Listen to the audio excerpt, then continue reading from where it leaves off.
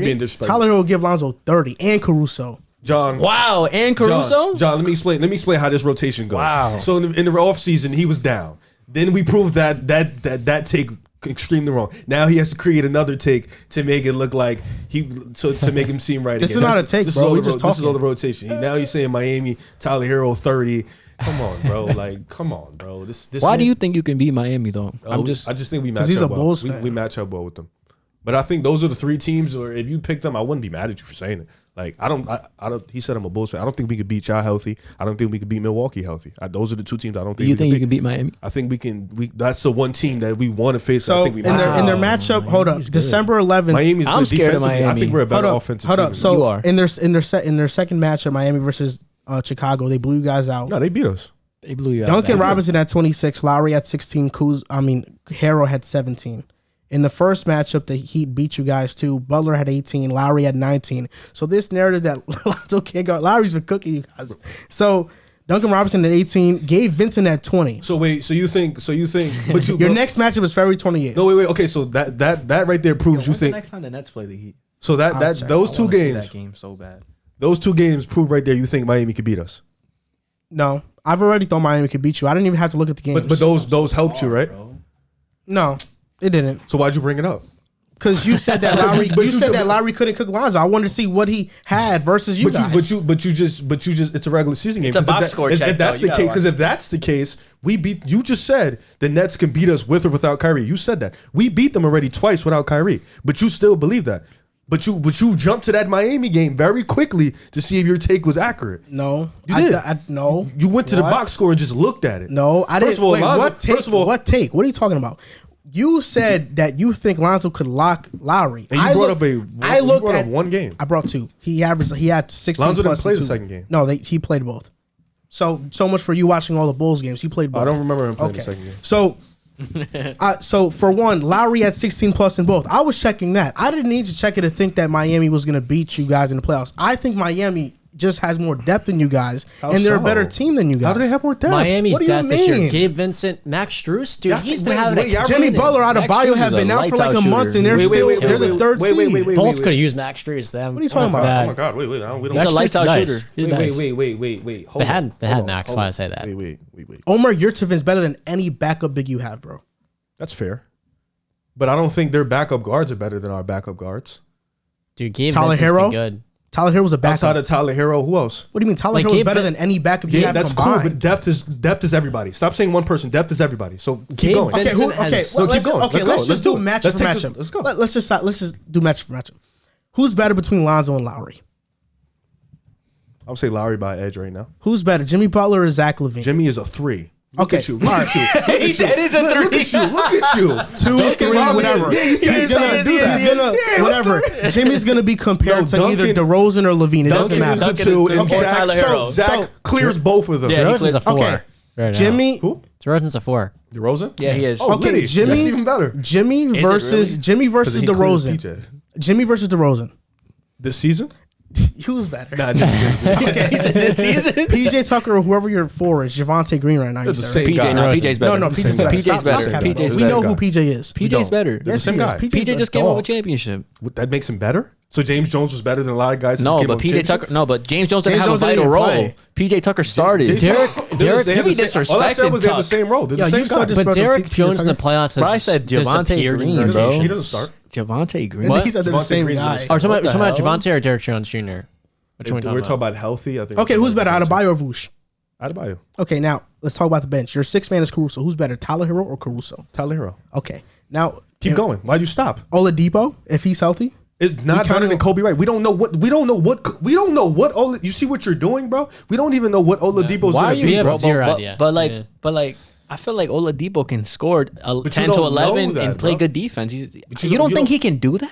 I mean, on He good tried efficiency. to He's do it. healthy? He tried to do it. It doesn't matter about in does- terms it about doesn't efficiency matter. because he's going to be in there for defense, bro. I don't- PJ Tucker's in the most efficient player. He's in there for His- defense. But he's efficient from what he is good at, the 3-point shot. But you act like The corner. Oladipo's this guy who really can't think- score at hold all. on, though. You Yo, would say that, bro, but we bro, don't bro. know what Oladipo's gonna be. Is what I'm saying. But I feel like we're all assuming if Oladipo is hasn't- healthy. Well, he you hasn't been really healthy in a think- while. We don't know But what's- that's what I'm but saying. We don't know Oladipo, what last that time we is, saw him bro. in Houston, although he was inefficient, he's not a bad player. Do you though. really all think that Kobe White is that much better than Max Struss or Gabe Vincent? For being honest, like I'm taking ass. Kobe White. I know Kobe White's been killing He's it. more of a name brand guy, but like, is he Kobe that White's much better? better than him. Strus brings so much shooting. He's not even more of a name brand guy. Okay, but after I think he's better than okay, him. but Oladipo healthy, Kobe and him. I guess I'll give you that as Kobe. Whatever. That's dependent on the what rest of the Oladipo guys. is. Who are the rest of your guys? Are you going to talk about coaching, by the way? I think it's kind of important here. Yeah. No, Coaching, they of course, clear us we in know. the coaching. Billy Donovan, they clear you. Yeah, Billy clear Donovan's a good coach. So then, after Kobe White, with you have a small major shit drop off. Not necessarily. But Derek play, Drew. but isn't He's a playoffs only like a rotation of 8 to 9 guys? It is. Miami's We're not gonna go down to the Miami's last not guy. bro, Miami's not gonna play 10 guys. They're not. They're gonna play 8 Their strong. first 8 guys are better than yours, bro. I think We that's just the better And argument. they're better not only depth wise, but they're better in all the key positions too. What you mean, all the key positions? Like they're better. They have more players that are better than your players. That's what I'm trying to say. you said what, Jimmy. I feel like- Lamar. In the starting lineup, 4 of their starters are better than your starters. The only person that's better is Levine over his matchup Robinson or whatever. We know the best player in the series is probably Levine. In the series, you think so? better than Between Jimmy? the two teams, between him and Jimmy is close. Levine, I'll give him an edge, but because he hasn't done shit in the playoffs, I'll say Jimmy's better. I guess. I think you could make a case for Bam being the second best player in the series. You could do it too. I mean, think why you can. Bam was a dog. Jim was Bro. like the 4th best player in that series. Who's better than him? DeMar, Zach, and Jimmy. I'm taking. I'm serious. I'm taking Bam over. When you look at all the bro. matchups outside of Levine versus Duncan, But I think, the Heat but are better I on think everything. you're making it seem. But the problem is the thing why I think Miami is like our best matchup because like let me use y'all for example. If we go to them, they like it's not like with us in Miami, it's closer. They clear us in matchups. Like same with Milwaukee, they kind of clear. Like with Jimmy when. You see Kyle Lowry and Lonzo, it's not clear. It's literally debatable. You look at Bam and Vooch, yeah, Bam is probably better, but offensively, Vooch can hold his own. You look at PJ and Javonte Graham, okay, you can say PJ's better, but it's not like, oh my God, he Well, clears PJ's him. not there to score. That's Neither what is I'm saying. Javonte. Look at Jimmy Butler and DeMar. This year alone, it's not clear as to who's better. The only clear position is Zach and Duncan Robinson. He just clears them across the board. And even then, the 3 guys coming up, if we just limit it to 3 guys, yeah, Tyler Hero clears all of them, but Caruso's Caruso, really good. Kobe White, Derek Jones What Jr. if Like, Patrick comes back? Is there any chance he comes back for the playoffs? if he does, that'd be I mean, cool. you say that, but Let's just you say Pat Well and you be out say that, canceled. but Yeah. if we compare that, the Bulls clear Milwaukee in a lot of positions, but it's just Giannis takes them over the top, and that's why you're not going to beat Milwaukee because of Giannis. Well, when for being Middleton's hot honest. too, I just don't think they're. But Middleton's not better than DeMar or But Levine. when Middleton's hot though, with Giannis and Drew, He's doing not. his He's thing, not. Nah, I didn't know. He's probably not, but okay. that's Bob, the I'm not thing. saying They have I a agree. It's not mismatch. They have a just that. mismatch problem. It's not just that. And though. even the Nets, That's why I'm scared of it's just- Philly. But that's why I'm they just- scared they're of just Philly though, top because they heavy. just have a mismatch problem. With Miami, there isn't no real mismatch on the court for any That's for true. us. I there agree isn't. with We that. match up. Like Well- even though they can beat us, we match up with Brooklyn. No, Like, you there's no- mismatch match is Kevin up- Durant, right? You That's why you're match up worried. with the Okay. Heat, but they have the defensive personnel to really limit you guys. No, I get that. Offensively, you're not sold on them. I'm not. I think we're a That's better just- offensive team than them. Yeah, think I agree think with you. It I agree comes with down you. to in the But second it game, we're the also- better offensive agree team. with you. What is Vooch doing this series? That's also a very important detail Against here. Bam? So, I mean, He's Bam. getting strapped. Regardless, people. If It's he not can like if he can make a damn open hook shot, he's just missing the shots he was usually hitting in Orlando. It's just fresh. I don't understand what it's been exactly. You're But it's right. just The not Bulls happening. got some good defensive players too. They do. You're right. Caruso's really He's good on sleeve. defense. I mean, we're Lonzo's not good. we're not better than Miami defensively, but we can play both sides of the ball. You can. Like, we can, and we're not just a one-dimensional team. We can hit the 3, we can hit the we can do everything at every level. We can pound the paint, we can hit the 3, we can hit the mid-range. We have versatile scorers. We have guys who play well around those players. So it's like that's why I feel like Miami, as great as they are defensively, what we do offensively, we can just match up with them because also we can play The defense. thing too is, Chicago can play fast. Miami's slow. Like it's Chicago keep is things fast. settled.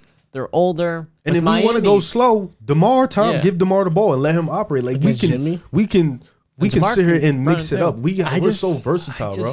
With Milwaukee, Giannis is just gonna dominate us. With Philly, Embiid can do that. I also feel I like don't. I think he's Chicago. gonna have a I stinker. think he's gonna have a stinker against I Miami. think Chicago's also going to make a move as well. Arturas Karnisovas and Mark Eversley are very ambitious with their moves. I think they might make some other move with the trade deadline coming up. Maybe I get don't- Jeremy Grant. Yeah, I like Everybody the wants idea. him. I like the He's a hot commodity. I like want the him too. idea of Siakam there a lot. I think Siakam would be really good. Riv hates that I idea. hate that idea, but I think Siakam, in theory, if I'd rather just Jeremy Grant for doing that. if Toronto, Siakam's if better than Toronto Grant, bro. wanted to maximize Siakam, He is, but I think He's Grant better fits us than him. more. Oh, It's about fit, bro. It's not about who. time does out. it. No, Siakam shooting Siakam way is a better than multi-positional this year, too. defender. Siakam shoots a 31% 3-point. I checked too. Have you He's seen one of what my he's guys. been I thought it was doing? 37. Have you seen I thought it what was he's been 37. doing He's this one of my year? guys. 31? He's one of my guys. With Let me see. spacing though, he's been Let me see. averaging 7 No assists his way, last like bro. 8 games. He's been Siakam shit is looking that, bro. really good. I mean, Siakam clears Grant, bro. It's not even 30. It's 31.8, bro. I'm not like and 73.1 from the free throw line. Siakam also spent his entire offseason recovering That's from what I'm saying. shoulder He's been surgery. too. hurt like in the beginning of the year, but I was like, Siakam is a Siakam- dog though. I'm not saying no. Nah, I didn't Siakam say is better than Best player on the Jeremy championship I team. didn't- wait, Siakam was shooting wait. 36% before. I didn't say Siakam. Yeah, he's not a. I didn't say Siakam. No, he wasn't just better. said Grant fits them better. Yeah, I said Grant fits But I- more. I'm- Think Because we so? already have our two guys. Like it's like just You wouldn't want to I add mean, another to talk, third? we already have a talking third. about That would just frustrations- struggle. That would just make Vooch struggle even more because now he doesn't have a defined role again. you mentioned frustrations. I think that's a word that everybody is tying into Russell Westbrook's recent play right now. And to talk about Westbrook, do you think that right now we are witnessing the ugliest stage of Russell Westbrook's Yes. regression? You're saying yes, JC. It sounds like you have lots to say, Yes, so yes. you go first. I mean, we are. I mean, the fall off. I mean, it just from his MVP season. How many years removed is he from that? From 2017, 6 years. Six. I mean, Six, five, I half personally years, 5.5 didn't think that Russell Westbrook would fall off this bad. Yeah, you thought But- they but- would be elite. Yeah, but I mean, he's averaging the second most turnovers in the NBA at 4.4. And I saw a crazy stat. He's actually shooting 50% on dunks this year. Something that's supposed His to be like finishing's not good. something that's supposed to be like a 90 to 95%. Oh, okay. It's Oh, something that his he's the best. finishing His is finishing bad. is at an all-time low at the rim. All the percentages. The last 5 games, he's averaging 12 points per game on 24% field goal percentage. And then from the 3-point line this year, he's at 28. The highest, I mean, his highest part of the floor where he shoots is the corner, and he even shoots that at a 30% clip. So I mean, defensively, Westbrook's been bad, and it's just the last 5 games he's just really been struggling. I mean, 12 points on 24% field goal percentage. I mean, I can see why all the LeBron fans say that he has no help because virtually he really doesn't. Westbrook was 2 for 12 last game. The other game 2 for 14. He's not hitting the 3 ball, turning over the ball. His plus minus is atrocious, and this is the worst basketball that I've ever seen Russell Westbrook play in his career. So, I mean, yeah, I mean, I feel like we are watching Westbrook fall off, and it's really bad. And one more thing. This is just a sidetrack. Russell Westbrook has been so bad that he's currently an 81 overall in 2K. I just wanted to throw that out there. I've never seen him that low. Before we continue, Zach got hurt, and then we proceeded to get punched on by 40 points. Just wanted to throw that out there. Oh, you guys lost today? No, we're down 40 right now. Oh, wow. To who? Golden The State. Warriors. It is what it is. No, that's a fine loss. I'll take that. is We don't what have it to is. see You them. guys got No Clay. Let Clay do smoked. his sit out. You Yeah, know. I Zach. can't wait to play them again. Zach played 3 minutes. He got hurt. Is it bad? I I don't know. I got to check. I don't care about this loss though because we Vucevic. wouldn't have to see them until like the finals. Vucevic has good numbers. I haven't seen any of this game, so we'll see. We'll see what He always happens. plays good when we're getting smoked. Yeah, I mean, no, he's getting a bunch of rebounds, which is valuable for them because no one else is really grabbing those rebounds. San Antonio sucks again. They do. Thank God. We'll talk about DeJounte Murray in a bit. I look at Russell Westbrook, and it's really frustrating. It It's is. mind-numbingly. He's in his 14th year of his career. Most guys don't last a year 14. So when you play that long, you got to make changes to your game. You're not going to be the same player in year 14 as you were in year 1. I look at him. I look at Jason Kidd, right? Jason Kidd earlier in his career is called Ace and Kidd without the J because he had no jump shot. So he developed a jumper, got better with it, spaced the floor, and well, you know, he played in the NBA a lot longer, finished high up in the three-point makes, leaderboards, and guess what? He won a championship. People didn't think he was going to win a championship. People thought he would get one of those greatest point guards of all time with Stockton, Nash. He's never won one. Then I look at Russell Westbrook. As these years have gone on, not only has he not improved as a shooter, but he's regressed as these years have gone on, as his athleticism is not exactly what it once was. He was an 80% three-throw shooter his first 10 years, 9 years, 8, wherever it was. Below 70% these last 5. And it's like, with his decision-making, it's not just the turnovers, but the amount of times he just drives up the floor and tanks a layup or takes a terrible mid-range shot with 16 seconds left on the shot clock. Bro, it's not your game. Like, LA needs you to, A, space the floor. Which you He's can't. He's been hitting some corner threes in a very low volume. Or B, set some ball screens for LeBron, kind of inherit that Bruce Brown role we saw last year in Brooklyn. Yeah. You need to do one of those two things, because when you play with LeBron James, especially in year 14, I don't care if you're a league MVP, you need to fit alongside him, because in a playoff series, they need their 5 best guys out there. And with how bad he fits with LeBron, especially THT in the backcourt, that is the worst. Literally, there could not be a worse fit next to LeBron James. And I think he also played a huge role in building this. Drew, I'm sitting in Drew's seat right now. I'm about to tank on LeBron's decision-making skills. He could not have built a worse backcourt fit alongside him in 2 non-shooters, especially 2 that like to have the ball in their hands. And Russell Westbrook, who does not understand how to play with LeBron whatsoever. You need guys that can play off of him. Buddy Hield would have been way better, sure. But I just look at Russ and I say, he wanted to go to LA. He went to Wizards ownership and said, yeah, get me to LA. How do you think this was going to work if you didn't develop your game after being, like, how could we have not seen this coming if he wasn't going to work on anything to change? Like, you needed to change. It's why Paul George is in LA right now. It's why he's not playing with Bradley Beal. He also asked out. It makes zero sense. Same thing with James Harden as well. That he hasn't adapted his game. It's mind-numbingly. He's making like $40 million. One of the highest paid basketball players, 34 years old, and he has no jump shot. And I know he doesn't, like, he could care less about people like me say, like on the media, wherever the case may be. But it's just like, Russ, you're a league MVP, and you're going to go out on a bad note if you don't develop this part of your game. Like, shooting, a lot of it's mental. So much of it's just repetition and mechanics. His mechanics are not good. And the shot selection, the turnovers, I can't watch Lakers games. It's the most painful basketball I could watch because I can't stand watching Russell Westbrook play, and it drives me insane. I'm going to go crazy. I can't. The fact that he thought, yeah, I'll go play with LeBron in my hometown, and he didn't think sacrifices would need to be made. Like, I look at, like, Kobe Bryant's my favorite player of all time. Like, Kobe Bryant was so into attention to detail and figuring and acknowledging, this is a huge weakness in my game. What am I going to do to change this? I need to address this. But it could have been something as simple as guarding somebody in the post. And every single season, he would fine-tune parts of his game. That's what these legends do. Russell Westbrook has not done that. It's just like, bro, like, you got to adapt your game year 14, dog. Like, otherwise, this is exactly what's going to happen. I played devil's advocate when he was first traded to the Lakers. I thought to myself, LeBron can make it work. We'll see what happens. It's the most interesting team in the NBA. But by God, as Russell Westbrook, not only disappointed me, but just frustrated me as a fan that he just can't develop the shooting. A lot of his effort and mentality, he just hasn't been able to do it. So I've had enough. We told y'all. It wasn't going to work. It's just funny. We told you. You just... I thought LeBron could... AD, Westbrook, no way they can't beat Lillard. Okay. You said you brought up a player that adapted his game, Jason Kidd. I don't think Westbrook needs to necessarily adapt. Look at Derrick Rose. Derrick Rose's game, he adapted a little bit, but for the most part, he kind of stayed the same player, but just tweaked his game in turn, became a little bit more slower. His IQ got higher. He became a little bit like in his game now. He's just not go, go, go, go. Now he's like stoppage. I'm going to take the pull-up jump shot that I always had in my game, but now I'm just going to use it a little bit more. And I think with Westbrook, he used to have a pull-up mid-range, like the little backboard. He used to have the mid-range. I don't know what happened. And he can make foul shots as well. Yeah, back he used to be able to day. make. He is the top of the backboard now. Yeah, I think with Westbrook, like you said, a lot of it is mental. But I think it's just like he hasn't come with the realization of who he is as a player. And when you don't come with that realization, you feel like you can still do the things you used to be able to do 5-6 years ago. And like, because Westbrook, let's be honest, he's been the same for the most part, the same player since like maybe 2014. Just the production has dropped significantly. He's been the same guy though. Since then, just the production has dropped, and now we're seeing him be the same guy, but now he just looks old and worn out. Like, he just looks bad.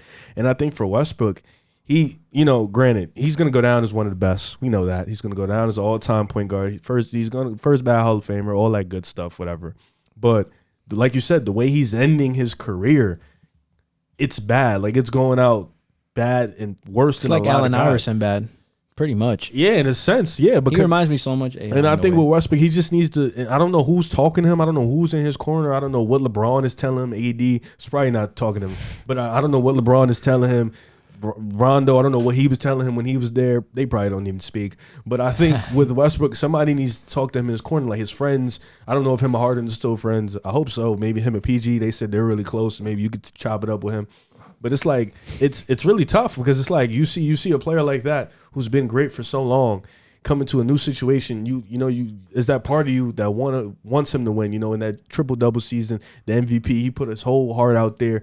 He put his soul on the court every night. You want to see him, go out there and perform, and it's just like, damn, bro, like you really just aren't that good anymore. And it's like the league is just passing by you. So I think he just needs to have the realization moment. Maybe speak to what's some therapist called in a sports doctor. Maybe he could speak to one of those. Maybe, psychologist where Ben Simmons was working with. Yeah, John maybe a Moran, sports psychologist, get his mental right. So maybe it's something up there because mentally he just looks like he's not in tune with his game. Yeah, I feel like something's off. With John Morant, like I look at him. Year 3 is developing a 3-point shot. And if Russ again, it's just like Russ would be looking at him like, damn, you talk about used to be that. Yeah, you talk about D Rose.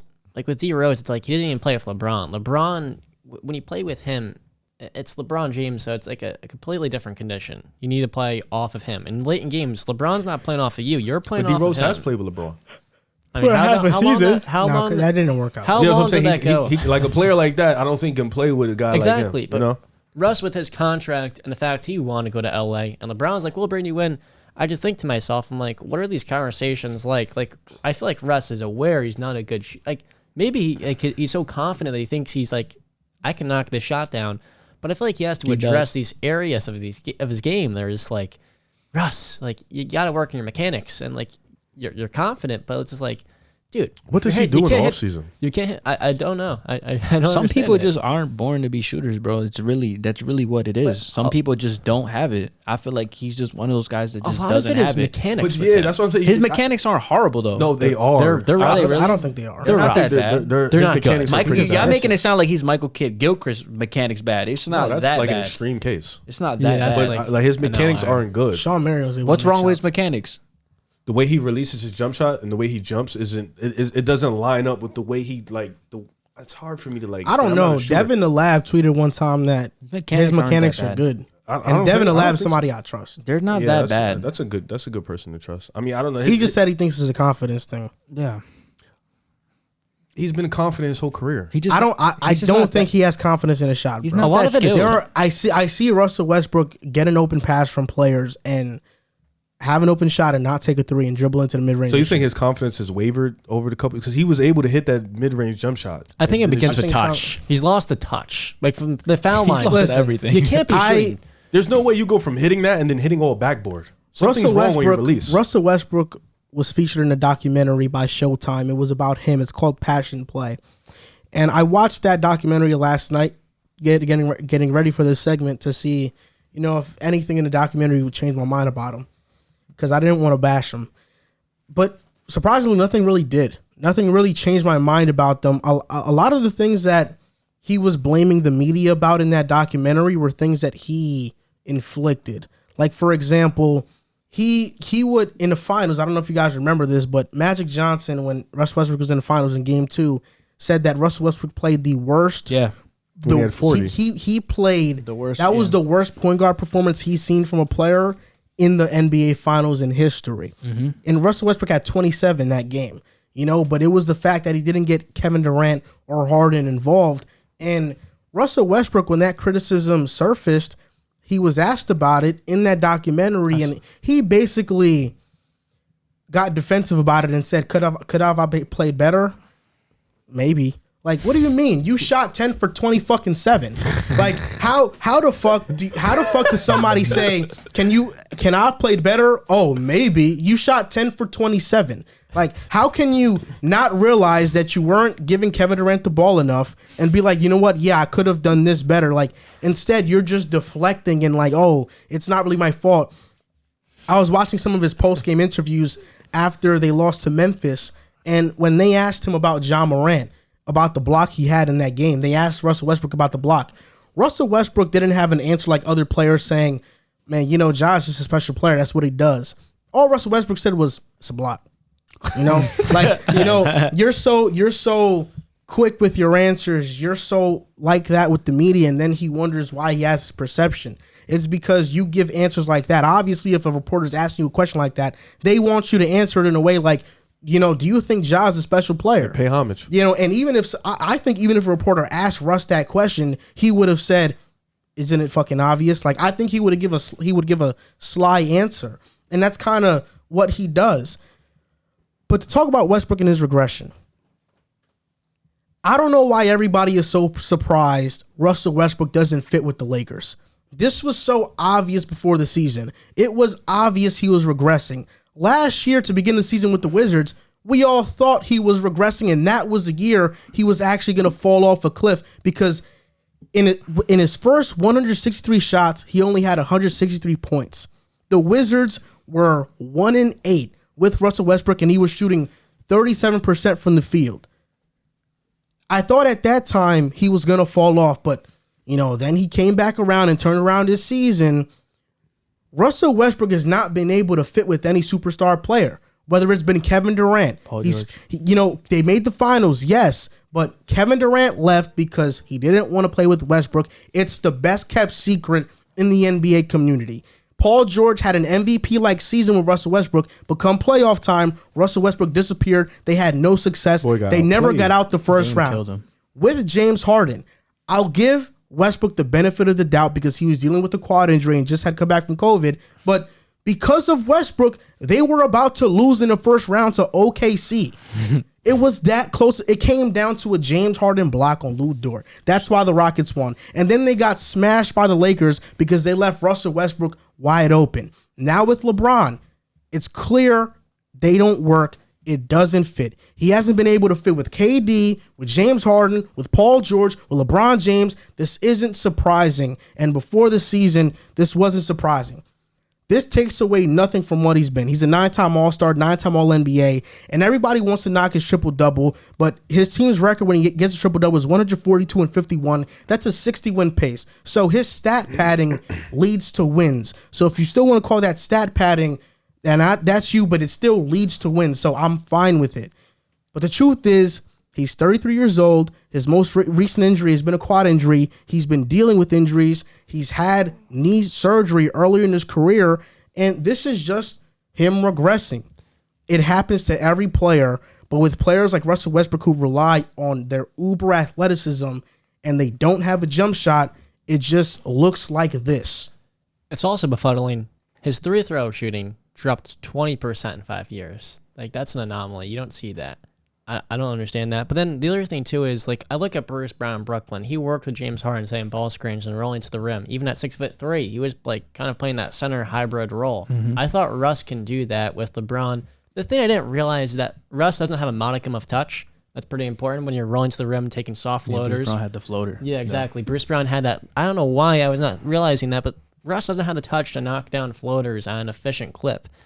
And it's just like, that's probably a big reason why he hasn't set many on-ball screens for LeBron. But it's just like, now they're stuck with him. I'm sure they tried to trade him, but like Rob Pelinka is like, okay, we're stuck with this guy. We'll just roll with what we have. It's actually really funny that LeBron literally watched them guard him the way they guard him and still decided this is a good move. It's really, it's I think he thought about the star power factor. And then I don't even want to get into his defense because, oh my goodness, he is. The effort is bad. I haven't ever seen, and granted, I've watched basketball for like 13 years now, so it's not like I've been watching like for 40 years. But in the years I've been watching, I've never seen a player as athletic as Russell Westbrook be that bad defensively. And out of college, he was great defensively. He was a defensive stopper in college. He was defensive player of the year coming out of college. It's so I think it's instincts and it's like the attention to detail and awareness. Like a guy like, Patty Mills rolling to the corner. He's 7 for 7 from 3. And you're just like, you're chilling. Not only does he not close in the passing lane and cause a steal, he just chilling there watching the butterflies and the sky of Staples Center. But this really isn't any different from what Russ has been doing his entire career. He's always averaged these amount of turnovers, even more actually. He's always shot around this percentage in his career. It's just that there was a point in time where he was at his peak that the good outweighed the bad. And MVP season, he had a 30 PER. He was having the ball. He did this on extremely high volume. The good outweighed the bad. Yep. But now it's just not like that anymore. He has a 16 PER, which is ugly, not anywhere near all-star level. Yeah. A player that cooked Russell Westbrook in the playoffs was Damian Lillard, and he just had an injury. He just had surgery to repair a core injury that has been causing him abdominal pain this season. He will be reevaluated in 6 weeks. Do you think this injury was a blessing in disguise because of Anfernee Simons' emergence? And you talked about it briefly, John, so I'll let you go first on this one. Anfernee Simons, when he came in 4 years ago, I thought he'd be like a nice, fun guard piece to come into the mix. Super electric, can shoot the lights out. But I did not expect him to erupt like this. Like the production he's brought, not only from shooting from 25 feet, but his ability in between game, creating for guys, the playmaking, and the decision making has been better than I at least expected. He's been running the offense well. The fact he dropped, how many points was it against Atlanta? 43. He's 22 years old.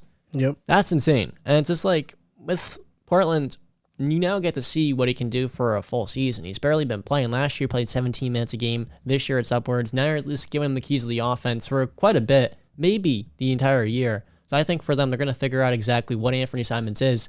The thing, though, is he's a restricted free agent this offseason.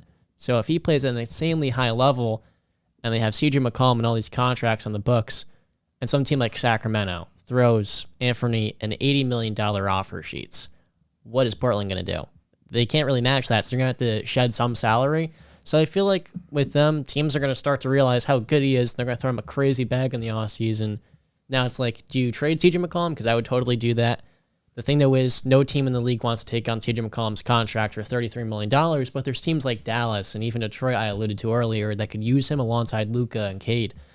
But if they can't trade CJ McCollum for, like, I would honestly just take CJ McCollum's contract and delete it. Just to clear that salary cap if they can't get a good offer for him. You can't do that in basketball. It's not 2K. It's not how it works. But yeah, again, I want to see what's going to happen with Anfernee Simons this offseason because he's going to ball out, I think. Again, these last 5 games, he missed their game against the Nuggets. But in the 5 games before that, he's put up 28, insane shooting from 3. And he's so dynamic offensively. I think he's got a really bright future, whether or not that's in Portland. So for them, they're going to get to figure that out, along with Nasir Little gain more opportunities as well. So I think it's a good thing for them to figure out what lies ahead. Anfernee Simons is a star.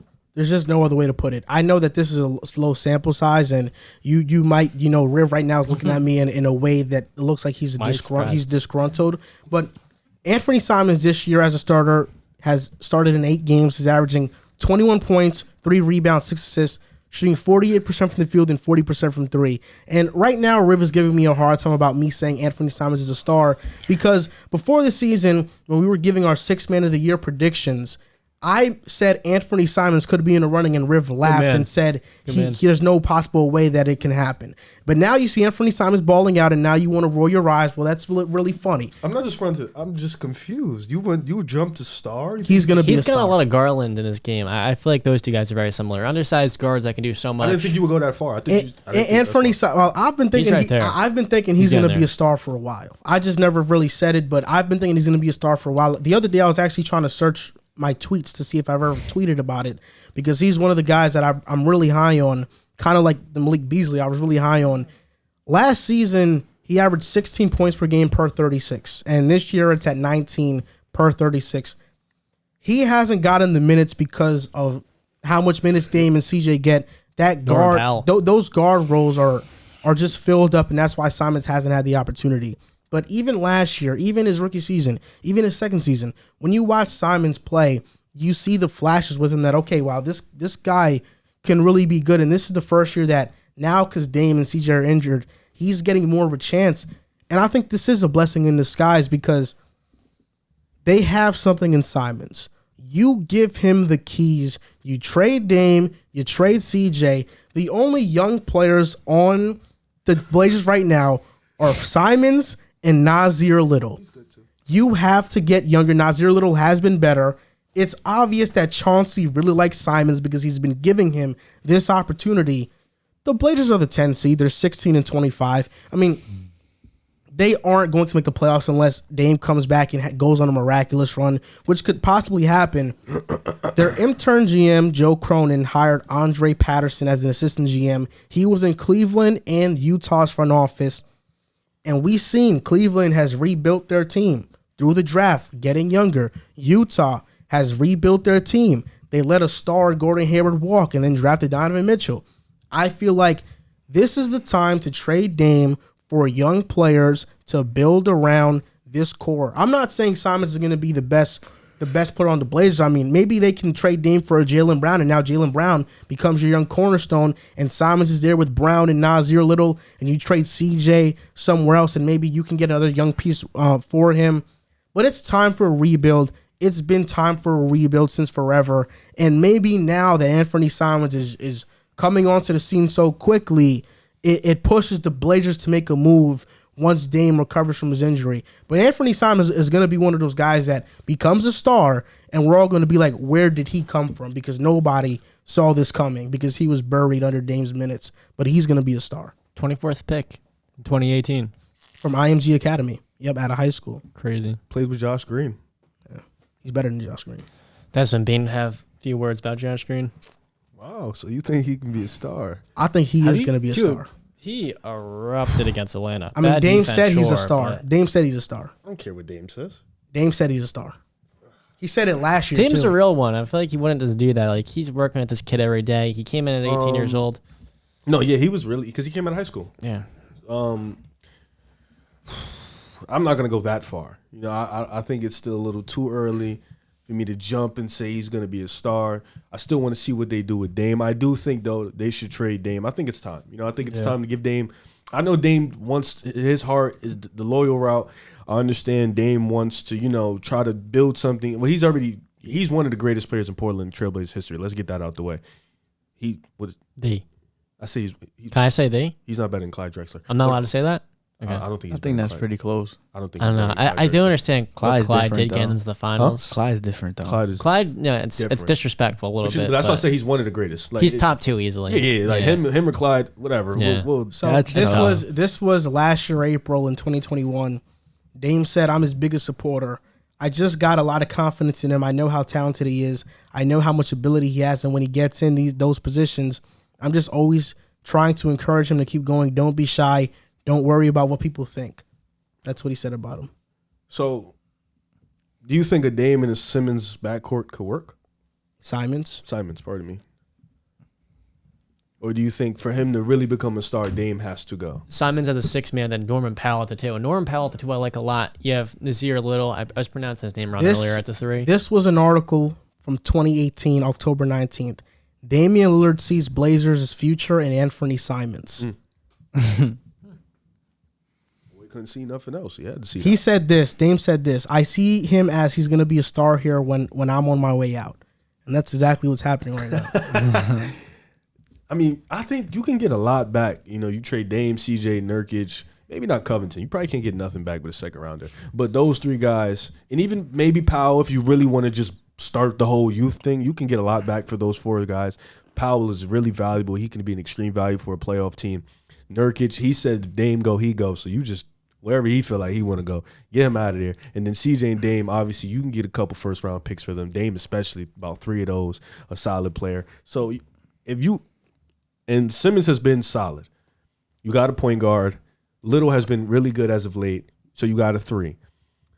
If you feel like this is the move, like these are the 2 guys you start with, all right, boom. You have a lot where you can go in and get some draft picks. You're gonna be in the lottery this year. That's gonna happen. So you can go in and get some draft picks. I've been saying you should trade Dame. I think he deserved, like, he's given everything for this city. I think it's time you put him on a real contender so where he can really compete. Like you said, maybe a Jaylen Brown, maybe a Ben Simmons if he's available, or if he just stops doing what he's doing, then maybe one of those guys, and you can restart it because Jaylen Brown, he's still young. Ben Simmons, he's still young. Maybe somebody else out there. But I think, you know, they have 2 right now. Portland's stuck because they have a lot of old guys and 3 young guys, but Greg Brown doesn't really play. So really, Little and Simons, those are the 2 young guys. Everybody else is pretty much old or they're reaching that old level. So I think at this point, them being at the bottom of the standings, you trade everything and you just focus on these guys. And Simons, that 40 against Atlanta, 43. That was a tough. He was going one-on-one with Trae Young. You know, Trae Young had 50, he had 40, so he was bucket for bucket. So I think at this point right now, you need to come to realization who you are as a team. I don't think the guys around Chauncey Billups, anyways, kind of fits his mindset of what he wants to do. You know, so I think at Simons this point, and Little definitely do. yeah, so I think that's why they're receiving the type of minutes they're getting. Covington, he's already came out and said what he had to say about Covington. Powell, I think Powell fits what he is, but Powell, I feel like it's just better on a playoff team. I think he deserves that respect. And then CJ needs to get traded. And then Dame, like I said, I think Dame should get traded too because it's just about time that Portland goes into that rebuild stage. Oh, yeah. I mean, Anfernee Simons performing this well shouldn't surprise anybody because Damian Lillard back in 2018 when Simons was a rookie said that he was going to be a star. And now we see in his starts this year, he's averaging 21 and 6, shooting 40% from the three and 48% from the field. I think Simon's going to be a star.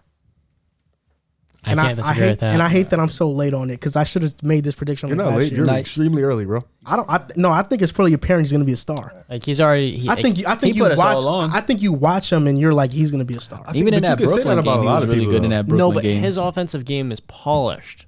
Like for his age, 22 years old, it looks clean. Well, sitting behind Sitting behind- Dame that's what I'm helped. saying. Sitting behind Sitting Dame right there, like- definitely helped. sitting behind Dame and Big time. CJ. will help. CJ, Norman Powell too. He's had so many guys to take learning and tutelage from all of those He's guys. 22. Yep. He's young. Doesn't turn 23 until June 8th. He's 6'4". Really? He Yeah. was like 6'2". He's 6'4". Nah, man, this guy's good, man. I think is good. this, like you said, I think it's been about time to trade Dame and CJ. I think this is just gonna push them Just makes off it the easier. bridge to just it just makes trade it 'em. easier to Keeping trade. them. What are you keeping them for? Like it just doesn't make sense. Nah, If that they're team's done. Because he keeping them wants to stay there. keeping them that's is all it putting is. Chauncey Billups in a position to get fired. Yeah, that's messed Yeah. up. And I feel like he deserves a restart. They're gonna This trade is Terry Stott's team. I think that It's era's a new over. era. Yeah, Yeah. that era's over. They had a fun run. It was like a they're good 9 years. great. Their best run, their best chance was when they lost 4 straight to Golden State. Yeah. That was their best run. It was a phenomenal run. You win against Denver underdogs. You won that.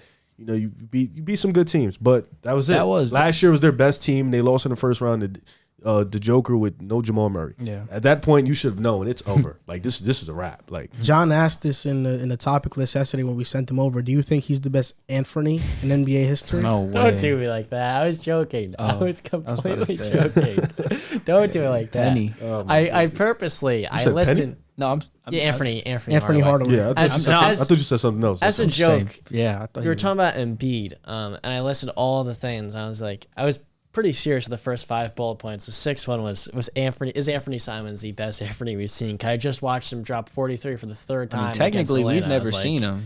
We've never seen Penny Hardaway play. So, We haven't seen a YouTube clip. I mean, we haven't seen him play personally. Now, boy, I've never seen Simons personally either. So I wasn't alive, but Anfernee Simons, crazy. you can categorize him as an under the radar player, but because we talked about him, we won't mention him on this segment. Mention him on this segment. So now on to this next segment. Under the radar players this season. I really was only looking forward to you guys naming one player, but if you want to name 2, that's fine. I know John has like 10. But Riv, who is an under the radar player this season that you want to put everybody on? Let's name it. So this right here are under the radar players this season that you probably didn't know were having this great of a season. So Riv, I'll start with you. I mean, my 3 weren't like 2 of them weren't like people know, but I think people are sleeping and people are forgetting about these 2 guys. And the other guy, I'm just gonna reiterate him more, so I'm gonna start with him, Tyrese Maxey. Like I just got to keep bringing him up because I feel like he's just been huge for Philly. And I know I think JC tweeted about it when they was playing Brooklyn. Like he's been so huge for being that guy to step in. And people thought us included, we thought when Ben Simmons wasn't going to be there, they was going to take a drop off. But Maxey has stepped into that role, and he's just been amazing. Offensively, he's given it to you. Defense has been solid for him, guarding the best guards. Even in the playoffs, you saw flashes of it a little bit, being able to guard other point guards, being able to stay in front of them. And I think for Maxey, him being this good and him being really young too, I think this completely changed everything, how they looked at Ben Simmons. Like, all right, even if we don't have Ben, we got a young guard right there who's really, really talented. And then, of course, 2 guys who aren't, people know them, but I feel like people are sleeping on them. For one, is Pascal Siakam. I feel like people have forgotten who he was as a player. Like one of the not the best, but he's a really, really good 2-way player in the NBA. A solid rebounder at that size, able to get a bucket. I feel like people, when he got hurt and he missed a part of the season, people forgot about it. Even when he came back and Fred VanVleet went on this run, which is an amazing run, people forgot that Siakam is still that dude. And this team is a really good team, a team that's fighting into the playoffs, a team I think will make the playoffs. So for me, Siakam is one of those guys. And then, of course, DeJounte Murray. You know what I'm saying? He's me and my brother. This is one of the few favorite players me and my brother share. Like, he's an elite defender, an elite off-ball defender. He's improved in every aspect of his game. He's become that primary playmaker for them. He's officially taken over the keys for the San Antonio Spurs. He's averaging 18, 8, and 9, I believe, a near triple-double. Is it? Yeah, 1998, leading the league in steals and deflections. Yeah, he's just ridiculous, and he probably won't make an All-Star game. I wish they slotted to 15 spots. Maybe he gets in, but I hope one day, I hope he gets to play playoff basketball and be on an important team because he deserves that. I feel like he can really contribute and really impact the team, definitely. So your three, recapping it: Pascal Siakam, Tyrese Maxey, and DeJounte Murray. One player, when we were talking about Milwaukee before, very, very briefly, we were comparing Middleton versus Jimmy Butler or something like that, and I didn't mention Bobby Portis, but Bobby Portis is having himself one heck of a year. He's annoying. Yeah, he's annoying. So annoying. Sure, but that energy was infectious for them last year off the bench. And what I loved about him last year as well is when he was hardly playing in the playoffs, and he was his energy and attitude came off the right way. Next thing you know, following game, he's playing 25 minutes after being almost a DNP the game before. This year, he's been shooting incredibly well from mid-range, 47%. His face-up game strong, career high from 3, 43% career high in points at 16 a game. With Brook Lopez out, he's been playing a lot with Giannis in the front court. Ideally, in the playoffs, I don't know what's going to happen at the 5 with Brook Lopez. I think to myself, I'm like, do they trade for Miles Turner or a Mo Bamba? But some guy that vertically can protect the rim and theoretically can space the floor. That's an idea I have. But with Bobby Portis, he's been solid for them. Defensively, he's been fine with Giannis. Another guy, too, Jared Vanderbilt. I know you're a very, very big Minnesota guy. They've been looking for that 4 alongside Karl-Anthony Towns for a while now. With his energy, a lot like Bobby Portis, he's been the perfect fit alongside Cat at the 4, the athleticism, how hard he plays, and the chaos he can cause defensively. It's an athletic two-way wing. The thing with him, he was a second-round pick, an unknown because of his injuries in high school and so on and so forth, leading to the NBA. Denver stuffed him in that Malik Beasley trade to get rid of some of those that cap space they're going to have to address. They're going to have to pay Malik Beasley. So they stuffed him in the Malik Beasley trade in Minnesota. I don't think anyone really thought he would be a starting center alongside Cap playing at a very high level. Wherever it is, he's been awesome for them. And then two more guys. Seth Curry, greatest mid-range shooting season of all time. I'll leave it at that because I think someone else might want to talk about him. But then John Conchar. Last night, a 6'5", 2-guard, 17 rebounds. That is Josh Hart type stuff. It's insane. Oh, yeah, facts. For Memphis this year, we talk all about Desmond Bane and Jaren Jackson Jr. defensively. All these really good rotation players, and Clark, Anderson, Tyus Jones. John Conchar, man, he has been so good for them in his 60 minutes a game. He's defending Chris Paul and these other, John Hollinger. Shout out to him. He made a little segment in one of his pieces. He's a really good on-ball perimeter defender. He can guard a lot of different guys. He's versatile, rebounds like a big man, and he's been hitting his shots this year. He finishes well, 28 for 55 from 3, over 50%. Did I get that right? I think so. And then, he's been awesome in his minutes. Shout out to Rudy Gobert as well because he's leading the league in 5 different categories. Could he lock up DeFrozen in the playoffs? John Conchar? What about Julius Randle? Yeah, definitely. Or RJ. Never mind. I don't even need to say RJ. What were they calling Julius? Was it Julius spin turnover or something like that? I don't know. He's this year. I've really been enjoying his highly contested fadeaway mid-range twos and stuff along those lines. It's funny. So now, JC, give yours, and John just what I'm talking about. So he actually took one of my players. I was gonna say Bobby Portis, but I had another backup plan because I kind of felt like that was gonna be taken. My first one is Brandon Ingram. I feel like everybody knows he's a good player, but I don't think people really realize how good he really is. I feel like getting traded to another high market team where he can showcase his skills would benefit him. But he's averaging 23 points per game, 6 rebounds, a career high 6 assists per game. He just had 33 in a game winner the other night, but he's playing for the Pelicans, so not much people. They're actually last in attendance in the NBA, and I saw a stat that they were bottom 3 in viewership per game as well. So not a lot of people watch their games or go to their games or support their team. He's having a fantastic season.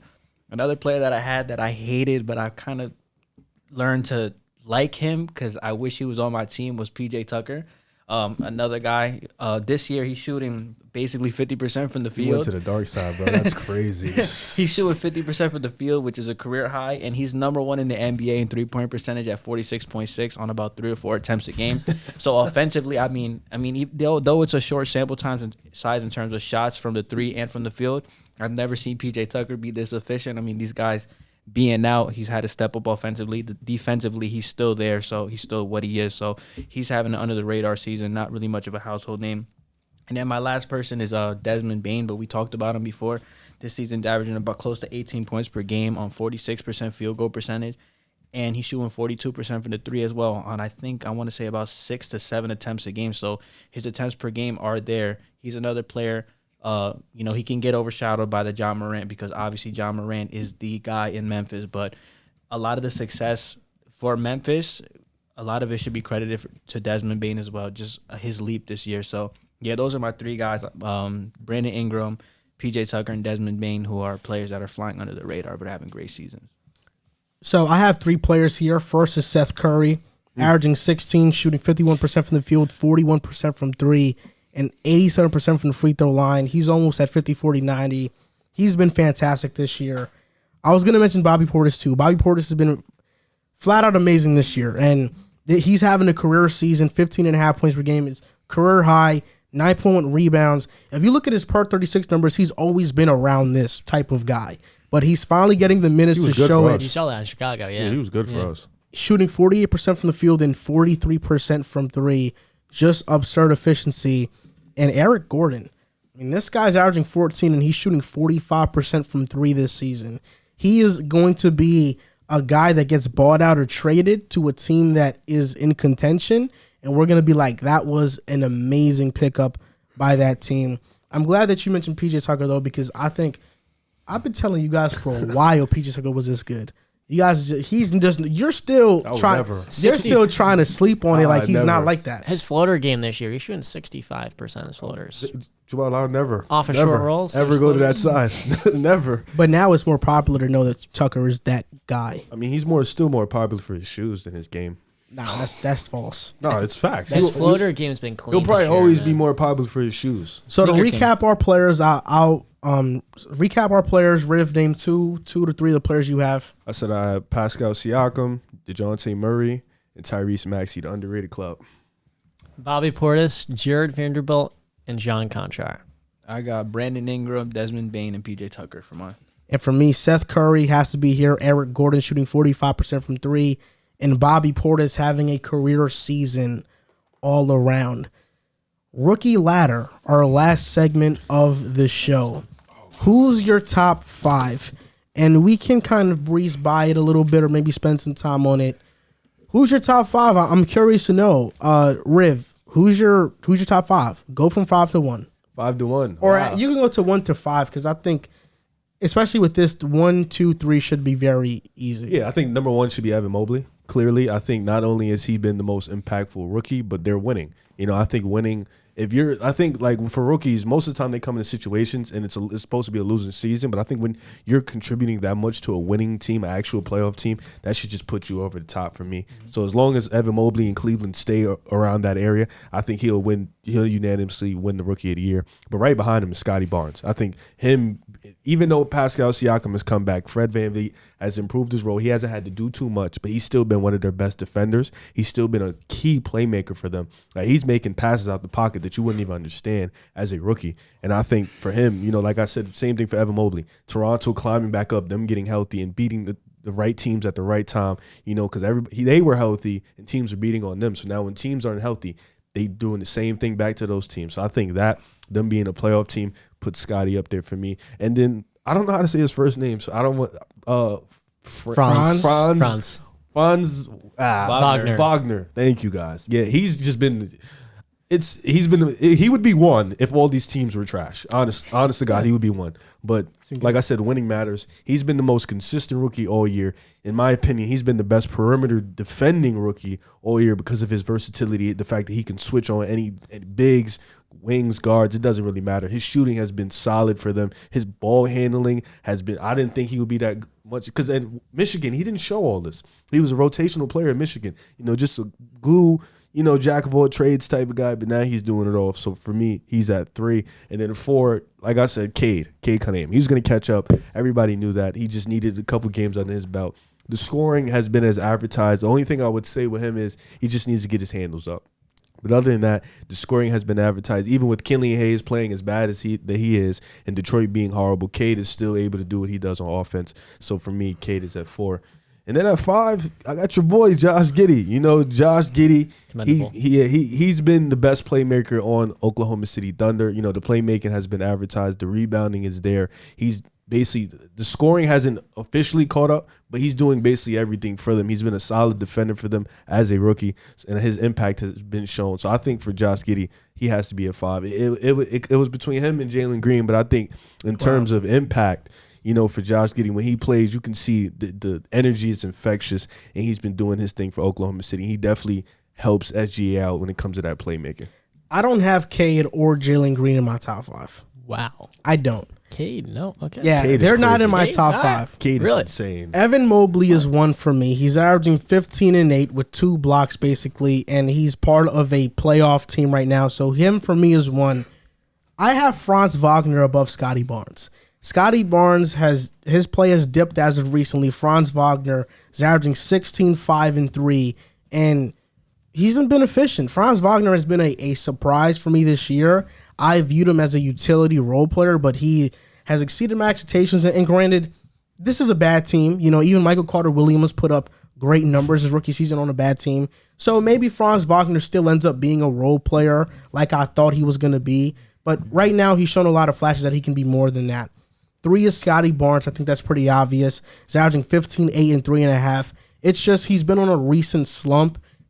I think his past 5 games, he's averaged less than 10 points. Because of that, he dropped down to 3. 4 is Josh Giddey. The fact that you had Cade over Josh Giddey is just a crime, in my opinion. It's not even close between those two right now, at least. The scoring, defense? Josh Giddey's last 5 games. Get mad about this. Josh Giddey's last 5 games, he's averaged 14.4 points per game, 7 rebounds, 7 assists, shooting 49% from the field and 36% from 3. I'd say these last 5 games is a pretty good sample size. He's the youngest player ever to record a triple-double. Will Cade be better in the long run?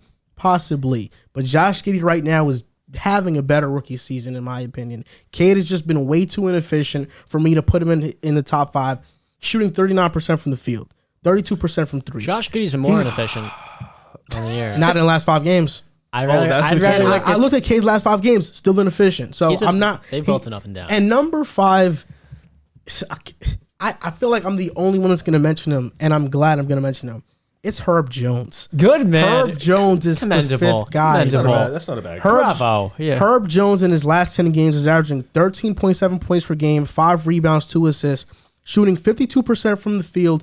Everybody knocked on his 3, said he couldn't shoot. In them. Shooting 43% from 3 on 3 attempts per game in his last 10. The Pelicans are on a little bit of a win streak, 2-game win streak. They have now surpassed the Spurs in the Western Conference, and Herb Jones, not only offensively is he getting it done, but defensively, he's a great defender and is going to be an elite perimeter defender for years to come. Herb Jones is my 5th guy. I have him over Cade and Jalen Green right now. That's easy. You should give yourself a round of applause for Herb Jones, number 5, because, I mean, the thing with him out of Alabama was like the shooting.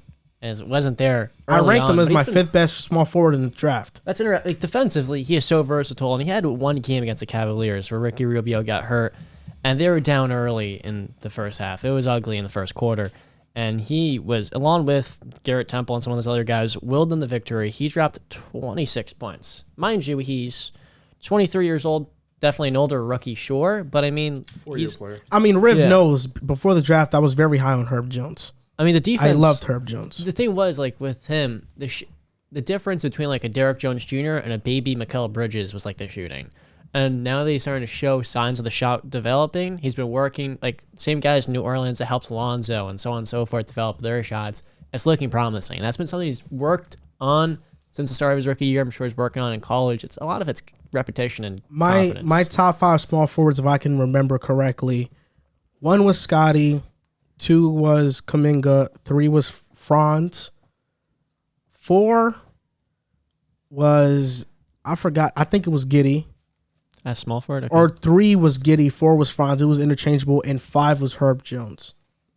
No Zaire Williams. Nah, I actually was very low on Zaire Williams. He's been looking very good. If he was playing at this rate for the last 20 games, I would have him maybe in my top 5. You really had Josh over Cade. Josh Giddey's also a point guard too. This year, yeah, he's playing better, bro. He's His playmaking's been better. Lower turnovers or fewer. He's creating more, and also like neither team has good spacing and so on and so forth. But like with Giddey, I'm pretty sure he has more potential assists. It's that's okay because Cade's efficiency has been improving every month. It was that bad month he was had. Okay, I was actually wrong. These were my top 10 small forwards. 1 was Scotty, 2 was Giddey, 3 was Franz, 4 was Kuminga, 5 was Kispert, 6 was Herb Jones, 7 was Trey Murphy, 8 was Aaron Henry, 9 was Kessler, and 10 was Zaire. It's actually kind of funny how that worked out. You had Herb Jones ahead of Virginia, his teammate. Trey Murphy, yeah, who they drafted 17 years. Yeah, I had really? him ahead, yeah. Huh, I like Trey Murphy a lot. He looked good in summer league. He hasn't really gotten those opportunities this year. I'm intrigued to see what he can do. But yeah, Herb Jones, man, he's been looking really good. He's gone up to 8 points per game. With his defense, I think he's going to be a really good role player. But what's going to separate him from being like a kingpin for a team, like a Bridges sort of thing, is really the shooting continuing to progress. If it does, I think he's going to be in this league for a while. Who's your top 5? Number 1 is very simple with Evan Mobley. I mean, again, like you hit the nail on the head. Evan Mobley's winning games. He's been impactful.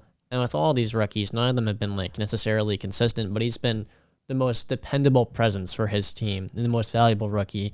The thing is, Evan Mobley's still raw. Like, he has a long way. He can get a lot better offensively. He's shown he can score from every level, shooting 29% from 3, but I think that's going to come along. Karl Anthony Towns, at this point in his rookie season, was not shooting 3s until the end of it. I have a lot of faith in him. Number 2, it's really a toss-up for me between Scotty Barnes and Franz Wagner, but since the Raptors have been doing better, I slightly have Scotty ahead of him. Both these guys this year have been up and down, but with Scotty, he's playing more impactful basketball, while with Franz, he's playing on a 7 or 9 win team in Orlando, which is not good. They're very bad, but I like to think without Franz, they would probably have 3 or 4 wins this year, probably a lot less. You hit the nail on the head with his defense. He's been guarding guys like LeBron. He's had some bad nights. He's had some bad ones where he's looked lost, but he's also had some really good ones. He's shown a lot of signs. And then you said he may still be a glue guy. I almost think there's no shot he's a role player. With how well he processes the game and how well in some of these games he's broke out against Giannis and the Bucks, he's gotten to the rim with ease, and the game to him looks very natural. He's put on 20 pounds or 15. He looks a lot bigger. He's filled out, and his handle, too, is strong for a 6'8" wing player, 6'9". He's versatile. He gets to the rim very well, and he has a wide package of Euro steps, a little bit of a drop step game, attacking mismatches. He's got a good pro hop. He has so many moves to get to the rim to make the game look easier. But what's a role player to you? Like, Hedo Turkoglu was a great player, but he was a role player. You did allude to Michael Carter-Williams putting up great numbers, and then he kind of fell off into like being that role player. I wouldn't say Hedo is a role player. How was he not a role player? Hedo is, you know, in Sacramento. He was the 4th best player on the team. Jameer and Rashard Lewis were better than him. I feel like and Dwight Howard. So wait, are you saying a role player is a Orlando, starter? he's tough. You can be a role player and a starter. Okay. Yeah, I think Hedo was a little bit more than that though. Well, it depends on where he Bridges was. is a role player. He's like a starter. Orlando, TJ Tucker is a starter. He's a role player. But I don't think in Orlando he was a role player. Peak Orlando, he was nice. Peak Orlando, he was nice. I think he was better in Toronto though, but It depends on. I get what you're saying. well, he was more of a star in Toronto. It was him and Bosh, but like Orlando, Rashard, Jameer, Howard, yeah. Okay. Like I think Franz Wagner. Do I see him becoming like? Could I see him making an All-Star game? Maybe like once. You're disrespecting him, dude. The shooting, don't know. The shooting Like, looks I don't good. see him making The any, bro. Bro, you No, think no, you so hold on. You think he's gonna be as good as Tobias Harris? Tobias Harris has no All-Stars. Okay, Tobias No, he'll Harris. be better than Tobias Harris. Tobias Harris's perception skewed because of the amount of money he makes in his role. Yeah, I know think Tobias he's is going to really be better good. than Tobias. The shooting was a swing skill with him. It's looked good this year. The mid-range shooting has been good. The finishing with him has really been what's held him back because he's getting to the rim very well. He has so many moves. And as what is he, 20? 21? 21. He's gonna turn 22 soon. He's actually Okay, he was okay. an older rookie. Yeah, because he spent 2 years in Michigan, right? No. Yeah, No, he didn't. yeah, he did. He did. How many years was it then? Oh. So Oh, he's actually 20. My fault. He turns 21 August 27th. With the amount of moves he has in his repertoire getting to the rim, I touched on before, he makes it look very easy. It's just been him finishing. The moves are great. And I think being so young, as he gets adjusted to the physicality, he's put on weight, he's a good athlete, or better than at least people expected, I think. Dude, he's got a good frame, good size, a wide skill set. And I think it's really only a matter of time. I think 3 or 4 years from now, we're going to look at him as one of the best two-way wing players in the game. He's going to be scoring a lot of points. The three-point shooting is going to come along. He's really good without the ball in his hands as a cutter, relocator. He's good in the pick and roll. Can make a wide range of passes as well. Throwing lobs to Wendell and those boys. So I think he's going to be an all-star a few times at least. At 20 years old, Tobias Harris averaged 17 and 8 in Orlando. But look at Tobias's game, though. Tobias, as a playmaker, especially now, a lot of his decisions are slow. And as the passing of Tobias is behind. I feel you. I'm just saying, you can be a Tobias Harris level player and not be an all-star. But that's not the thing. Tobias's defense is worse. The passing's worse. The scoring as well as Tobias. He's dynamic in the sense he could create offense as a three-point shooter. He could put the ball in. I'm weary on Franz. I think he's going to be a very good player for 10 plus years, but I'm weary on saying he's going to be. Why though? Because he's just on such a bad team. But that's the thing with no spacing and no shooting around him. He's been the one outside of Cole Anthony. And Cole Anthony has been hurt too, so it's upped his volume. But that's not the thing though. It's how he looks. You have to analyze the way he's played. Talk to him. The way he's getting to the again, it's the finishing. If he's finishing, he's scoring 20 points a game as a rookie. That's the thing, though. He's young. It's really the moves with him. He makes the game look easy in the way he processes things at a young age. Yeah, you're pretty down on him and you're a Giddey fan. His efficiency stinks. I mean, Giddey's 18, bro. Franz is 2 years older. That's a big difference in basketball talk. I mean, dude. Yeah, what do you mean, dude? It's a big difference. 2 years. That's the difference between 28 and 30. What does age in have the to do with hitting grand scheme open of shots? Giddey's better at everything else than Franz, bro. Outside of scoring, defensively is more versatile. Wait, I like Franz, bro. I'm not saying I don't like Franz, but I just don't see him being like a superstar. But what does... Or like a high-level all-star. Like, can I see him making an all-star game like Goran Dragic did? No, that's not the thing. He can put up 22, 23 points a game as the shooting stuff progresses. Again, this is on a bad team that's holding him back because the ball movement's bad. You say it's holding him back, but if he was drafted to a good team, what is he doing? That's not the thing. It's hard. He's averaging like 11. You don't think he can impact a good team? Yeah, he can, but he's averaging 11. Imagine being drafted into the NBA on a team with no floor spacing, not much shooting, and very little ball movement, and you're the one guy that moves very well without the ball in his hands. A coach that's figuring out what's going on, and he's not really setting up Franz the way a veteran coach would. And with all that in mind, he's scoring well, efficiently compared to these other rookies. And people thought he was going to be a glue guy. No, he's filled out. He's gotten stronger. He's bigger. He's more athletic than people realize. But really, the thing with him, you know who you just described to me? Oh. Kyle Kuzma rookie year. That's not the thing, though. Kyle Kuzma did not 16. It's the intangible. It's the intangible traits with Franz. Like with Kuzma, he did not process the game and the speed of it as well as Franz. But he averaged 19 and 5. I don't care about the numbers. I actually literally do not care about the numbers at all, Joel. I could care less. It's about how he looks on the floor, which is so important. So you're making a bet with me right now that Franz Wagner is going to be, by what year is he going to be an all-star? The fact you said Goran Dragic was kind of like a shot, like, oh, he can be a one-time all-star. I think this guy can be a 4 or 5-time all-star if he develops his shooting, because that is a swing skill, again, that's come along. It looks good. He's a multifaceted scorer that can score from so many different ways. So you think he's going to be Orlando's best player? It's interesting. So how can you not just say yes? They're gonna have a top 3 pick in this year's draft, bro. What do you think? In order for Franz to be an all-star, he has to be better than that top pick. What? I don't know about that one. How is he not supposed to be better than him? I wouldn't say two people could make an all-star game on the same team, bro. Desmond Bane is a really good player. He's not going to be an all-star. He'll probably never make an all-star in his career. Well, Desmond Bane's also 3.5 years older than Franz. That don't matter though. Like, you just said Giddey was 18 to 20. We know. Yeah, but I'm just saying. If Franz is on a very good team, he's not doing this, bro. That's why I have to take a little bit away. Like Evan Mobley, yeah, I look at him and like as a rookie, he's doing this and impacting winning. But what if you don't think Franz can average 10 points and have the defense on a winning team? Yes, but 10 points is not a 4-time, 5-time all-star. This is rookie year, though. He's saying down the line. I never said. I think Franz is going to be a good player for 10 plus years. I don't see multiple-time all-star. He has the star skills and intangible characteristics. I just think he like white players that overexceed expectations. I acknowledge them because I watched their game. I watched them play. Because you came on here talking about John Conchar. Now you're like Franz is a 5-time all-star. I just feel like John Conchar has my name. How many Johns are in the NBA? There's actually a couple. But So do you have a player, an NBA comp for? Franz Wagner. Yeah. It's tough because like his game is really getting to the Yo, rim. why do you never answer questions like just? Why is it always got to be a? Off the top of my head, I mean, I'm thinking. That's why on the spot. I think of a two-way wing that can defend at a high level on the perimeter is versatile. Chandler Parsons. No, because he could score a lot better. Chandler Parsons was a 3-and-D player. This is a guy who can get to the rim at will, is good in transition, and is also capable as a forward at 6'9" of putting the ball on the floor. I'm here with you, bro. I'm here with you. Because you said multiple-time All-Star. I think the shot creation tendencies, I don't think it's on Paul George's level, but I see shades of Paul George in this game. Whoa. No, the two-way play at his size at 6'8". Bro, come on. He doesn't have the athleticism or the shot creating tendencies, but the ability to get to the rim. See, the this is the good. difference. I'm at Tobias Harris, bro, and you're at Paul George. No, That's the you difference. didn't listen to what I said. Shades of Paul George's game. Shades of I it. said, who's the player comp? You threw out Paul George. No, because I'm on the spot. I'm just spitballing.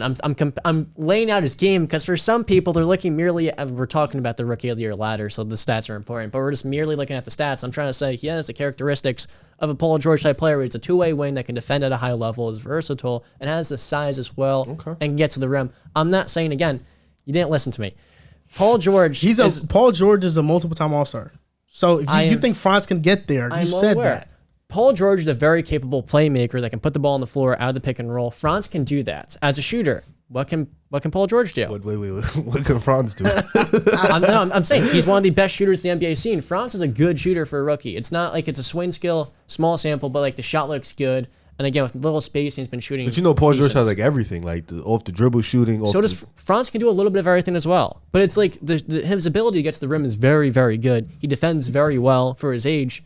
And then also like considering the fact he's a rookie on a bad NBA team, and you're kind of like taking all the stuff away from him, the numbers, because he's on a bad team. No, I'm not even worried about his numbers. Speaks, I'm talking to Joel. Oh. It's more so a testament to how well he's fitted on a bad team and how he stood out being so valuable to them. Like, if you take Franz off this team, I don't think Magic fans want to watch a single Orlando game, especially when Cole Anthony's out. I mean, it's not that. It's that I scouted him, and I didn't think he was going to be a star. So, well, he's not the player at Michigan you were watching. It's a different player No, now. I know he's not the player. And You've seen him play this year. Yeah, of course. You've seen him play. When they made the draft pick, I said this was a good pick. All of us did.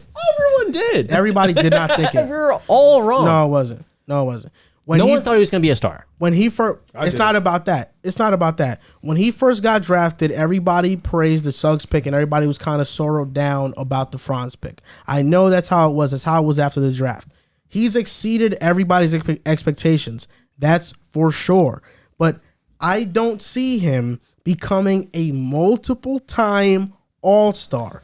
I don't. You see that. I think he's going to be someone who he might make an All-Star game, maybe one time, but I don't see multiple time. I don't think he's going to be a top 5 small forward in the NBA in his prime, bro. It's a deep possessions. I don't know about that. I think. Well, in order, 5. How many small forwards make the All-Star game? I mean, there's more front court players and back court players in the All-Star game, and also a lot of them are in their prime right now that won't be in the league. But you have to also account for forwards, for all forwards, not just small forwards and power forwards. I mean, the power forward position is not at the top. The it's top is declining, very strong. but there are players that list as power forward that really aren't power forwards. Giving it back to his game, I feel like you're married to the idea of what he was at Michigan, but he's gotten bigger and stronger and filled out his frame since then. It's almost like, I'm not comparing him to Giannis, but like if you looked at Giannis in year 1 and compare him to year 4, it's 2 different players. You know what you sound like right now to me? You sound like Raptors fans that try to convince everybody that Scotty's going to be Giannis. I'm not saying it's going to be Giannis. I'm saying this can be a 3-4-time All-Star easily. If he develops his three-point shooting further, again, he can create for himself and his teammates. He moves very well without the ball. He defends well. What can he not do well is what I'm asking you. I just think the load he's been giving on Orlando is... What does he not do well? What does he not do well? He does everything exactly well. And that doesn't mean he's an all-star though. But he's gotten better. The shooting is like I said 4 times. I know you're saying he's gotten better. I know that he's gotten better, and I know he's a Swiss Army knife. That's literally what I wrote on my report of him. He can do a little bit of everything. His scoring, his off the ball, his on the ball ability, his handle has gotten better in the NBA. It's impressive. But because he's in Orlando, he's given more opportunity to do these things. But he's being set up to fail because of the surroundings. Not all the time, bro. The I mean, shooting sometimes is awful. It's piss poor. It's horrible. And the same thing can be said with the spacing and the ball movements. But that's not necessarily the case. Just because you're on a bad team doesn't mean you're being set up to fail. Because it's, in the NBA, bro, it's all about opportunity. Franz Wagner, if he got, like, same thing with Josh Giddey, bro. If Josh Giddey got drafted to a contender, he's not playing his rookie season. Jonathan Kuminga, I felt like, was in a great position in Golden State because he's going to develop and learn winning basketball. For a player like that who was raw, that's a great situation. He just had 25 too. Who? Kuminga. I have to watch that game. So situation is everything. For Franz Wagner, this situation was great for him because he was able to show off his ability faster. That as simple as that. Like, do you think he's going to be better than Jonathan Kuminga? I have no idea what Jonathan Kuminga is going to be. I'm just spitballing if I But say wait, that. hold on. But we're not looking at stats. Just by the eye test, bro. That's what Jonathan you told me the Kuminga's entire time. athleticism and all that stuff, he has a really high ceiling. That's a real Paul And George he's- like type of guy. Yes. But the point I was trying to make with Paul George, No, I understood what you were saying. Franz though. can do a lot of those same things. And again, I said shades of Paul George, and I was you guys heard the name Paul George, and you said, "Oh no, it's because he's white." No, it's because We he never is- said that. We never said that. You did. Don't play that card. I said it, but not after you said Paul George. I just wanted to see if you had like a person where you could just name off the top of your head that fit his game. No one really. I mean, I see him as a player that can do a lot of everything, and like with Paul George, he does everything. You got And they're the same size. They're two-way players. Defends well, and he's very young, like 21, 20. I think he's got a lot of years to improve his game. And I said before, the finishing's not been good with him. When that comes along, he's going to be scoring over 20 a game while being one of the better defenders at his position easily. But hasn't happened. Give us a year. Give us a year. Year 3, year 4. Do you think Orlando I know? Stinks. I'm spitballing here. I'll say 3 years from now he'll be one of the better defenders I like easily. that. I'm gonna hold that take to you. I mean, he already is like one of the better defenders. I would say so. In the league. Yes, but I think JC, I'll let you name your top 5 in a bit. But I think where we're not connecting here is that because you think I don't believe he's gonna be an all-star, you feel like I am being disrespectful to Franz. You're saying he's like you can use the name Goran Dragic, a guy that can make an all-star. No. once. First of all, the first name I used was Hito Turkoglu. I like the Tito Turkoglu thing. The second one was Tobias.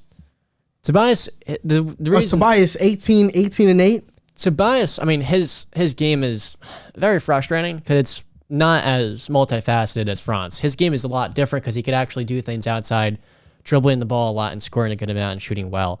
That's kind of like Tobias Saul. No, I get what you're saying, but those are the names I mentioned. So I didn't mention scrubs. I mentioned those guys. I think the Hito Turkoglu thing, I like that comparison a lot. And Hito Turkoglu was what? Like a one-time All-Star. Okay. But at the same time, he's putting up Hito Turkoglu production as a rookie at 20 years old. Why? I think Hito he could be better. Turkoglu was drafted to a team in Sacramento who was a championship contender right away. Yeah. He didn't get an opportunity to play. Then they have Pajot too in front That's of him? better. Gerald Wallace, it's not always better, bro. It's not always better. Gerald Wallace got drafted to the Kings. He didn't play until he got traded to Charlotte. Then he broke out. It's not always better being in the doghouse. Opportunity is huge, but getting to sit It's behind everything players in at the a high NBA, bro. Yes, but It's everything in the if you're NBA. playing on the worst offense in the league that has literally nothing alongside you, and they're asking you to do everything on both ends of the floor, and you're doing it pretty well, I think that's a good sign of things to come. Cole Anthony, he's having a breakout season this year, at least when he was healthy. Yeah. What other team is giving him the opportunity to do what he's doing in Orlando? Philadelphia. Outside of trash, garbage teams. Ooh, that's a good I think of question. Philadelphia, Tyrese Maxey. Tyrese Maxey's doing exactly what Cole is doing. I know, very similar players. Like, who's better than them? I don't think I can name a team off the top of my head. The only team I can name is like the Pistons, and even that's because they have nobody. You What about said not a bad team. what about sometimes, too. yeah, exactly. What about the Spurs, who are like a competitive team? He's not playing over DeJounte. Not playing over Derek He's White got, either. like that's Well, he's what I'm coming saying. off the bench with a 6-man for 25 minutes a game. Okay, but if he's coming off the bench, he's not going to give you 19 and 6 like he's doing in Orlando. He'd be giving you like 15 a game. Yeah, but on a better the team. reason why we're noticing Cole so much is because he's given the opportunity to have the keys to the offense. Sometimes it's not always beneficial for a young player to just learn under these vets if they're already polished. For Kuminga, it was great for him because he needs to develop. But for a guy like Moses Moody, I felt like him going to Memphis or him going to a team that could actually use him right away would have been much better for him than being in the doghouse in Golden State. Moses Moody's not as NBA ready as I thought. I thought he'd be very And even ready. Wiseman, bro. Like Wiseman, he's gonna come back and he has to earn his spot back. And he was a second overall pick. He had a second. I think that also builds character too, though. It does, but it's about opportunity. And I do agree with the opportunity. But for Franz Wagner, who was already developed, it was much better for him to land with a team that he can just go out and play right away. The reason why I think he has star potential is because the jump he's took, filling out his frame, getting stronger, and developing very key areas of his game while making the game look easy as a rookie. That's why I say to myself, being only 20, he made a pretty big jump from 19 to 20 after his second year at Michigan. I say to myself, he could be a 5-time All-Star, definitely. I think he could easily be a top 10, top 7 small forward for sure. I mean, we'll hold you to We're that. writing that in the hot take of the year. I'm not saying he's going to be Paul George. No, you said 5-time All-Star. We're definitely listening to He can be I'm that. not saying Paul he George. can I'm just definitely saying be that. 5-time All-Star. Okay. With the way he processes the game, the reads he makes, he makes it. IQ don't get you in the All-Star game, though. I mean, those traits are what make star players. Yeah, that's true. Without them, you're not going to be a star. Without them, you're going to be Tobias Harris. That's the point I'm trying to make here. Why is that a bad thing? Why is Tobias Harris bad is holding Philadelphia back because they paid him $35 million. And He's not holding it back. They did that to themselves. I mean, shout out to Elton. So who's your shout out to Ellen top Brands. 5, JC? I mean, They I did that shit got to number themselves. 1. I got Mobley, 2 Barnes, 3 Franz, 4 Cade, and 5 Giddy. That's my 5. Yeah. Giddy. I had Giddy at 5 as well. Yeah. We're gonna hold you to that, bro. So we're gonna see in 6 years from now if Franz Wagner is more 5-time All-Star or more Tobias Harris. Yeah. What do you Yeah, think? What traits do you me think it's more. gonna be? I think it'll be.